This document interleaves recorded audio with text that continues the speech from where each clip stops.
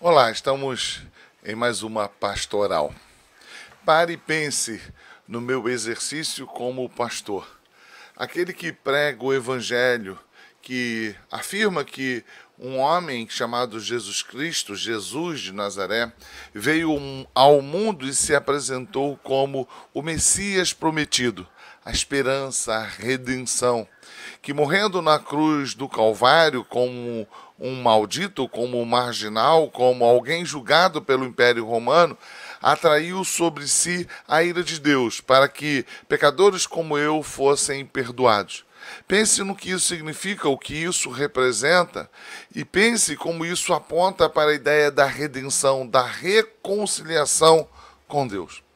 Agora pense, se esse mesmo Jesus Cristo ficasse retido como morto no sepulcro, aquele que se entregou para morrer em meu lugar, então estaria, no máximo, na melhor das hipóteses, morrendo para que eu não levasse a culpa, mas eu continuaria morto, mesmo que absolvido. Jamais poderia acreditar na vida eterna se Cristo não tivesse ressurgido. Jamais poderia acreditar num paraíso, numa vida eterna, numa criação recriada, se Cristo não tivesse ressurgido. Jamais poderia pensar que os meus pecados poderiam ser abandonados e eu viver uma nova vida, uma vida de pureza, de santificação, de acordo com a santidade do próprio Deus, se Cristo não tivesse ressurgido, ressuscitado. O máximo que eu poderia obter, como eu já disse, seria o perdão de Deus. Mas haveria então um fator que apontaria para o extermínio da minha vida, e todos aqueles que, mesmo que crescem em Jesus e tivessem os seus pecados perdoados, experimentariam de igual modo o extermínio, porque a morte continuaria prevalecendo. Mas não foi isso que aconteceu. Como a Bíblia nos aponta e como há muitas testemunhas que confirmaram isto, ao terceiro dia Jesus Cristo ressuscitou. E o sepulcro que por ele estava ocupado tornou-se vazio. Agora a esperança é a vida eterna. Uma vida eterna junto com Deus, onde o meu corpo será refeito, onde toda a criação será refeita, onde aqueles que foram alcançados pelo seu sangue derramado na cruz e foram então perdoados, poderão experimentar uma nova realidade, assim como ele experimentou e viveu uma nova realidade de um corpo ressurreto. Se Cristo não o ressuscitou, então toda a minha pregação como pastor, como pregador, como aquele que anuncia o evangelho do Cristo crucificado e ressurreto, seria vã. Todo o meu esforço vão, inútil. Ou então, quem sabe, eu seria um louco que estaria acreditando na ressurreição de alguém, já que os corpos dos mortos não podem ressuscitar, porque Cristo não ressuscitou.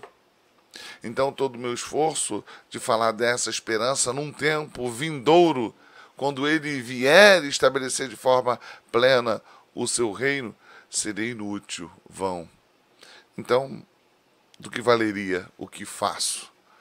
Do que valeria esta anunciação que é a própria esperança, a esperança de um Cristo crucificado e ressurreto? Como poderia imaginar que Deus iria refazer toda essa natureza, toda essa criação que hoje geme, sofre por causa dos nossos pecados? A nossa natureza biológica está decadente por causa da presença do pecado. O homem passou a experimentar a separação de Deus e a morte passou a ser parte integrante da nossa vida. Se Cristo não tivesse ressuscitado, a morte teria prevalecido e Deus não teria superado, suplantado a sua sentença, fazendo com que ele mesmo experimentasse a morte e nos revelasse a vida. Então estaríamos, de alguma forma, perdidos e exterminados para sempre. Mas, ao contrário disso, podemos glorificar a Deus, podemos nos alegrar, podemos ter a certeza, porque Cristo, o que foi crucificado e morreu em nosso lugar, ressuscitou. E esse é o significado da Páscoa para nós, cristãos. Lembramos da história de Israel, que aponta e fala a respeito da salvação do povo de Israel, que foi retirado do Império Egípcio.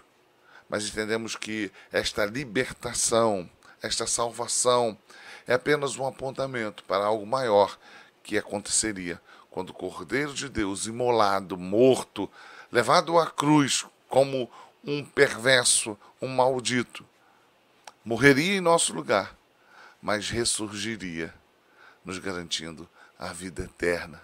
Porque assim como ele ressurgiu, nós também ressurgiremos. Aleluia!